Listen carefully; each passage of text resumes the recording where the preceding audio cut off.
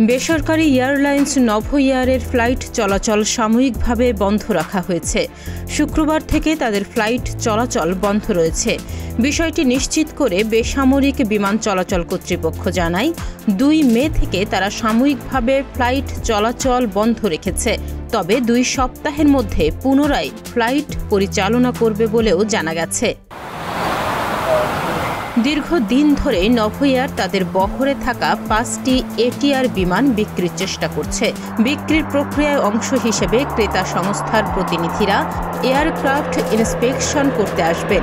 ইন্সপেকশনের কারণে ফ্লাইট চলাচল সাময়িকভাবে বন্ধ রাখা হয়েছে। তবে ফ্লাইট কতদিন বন্ধ থাকবে সে বিষয়ে কিছু নিশ্চিত করেননি নভোএয়ারের কেউই।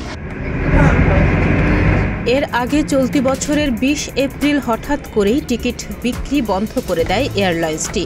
প্রতিষ্ঠানটি বন্ধ হওয়ার গুঞ্জন উড়িয়ে টিকিট বিক্রি শুরু করেছিল তারা। তবে 10 দিনের মাথায় আবারও টিকিট বিক্রি বন্ধ করে দেয় নভোএয়ার। তাহনিয়া ইয়াসমিন, প্রতিদিনের বাংলাদেশ।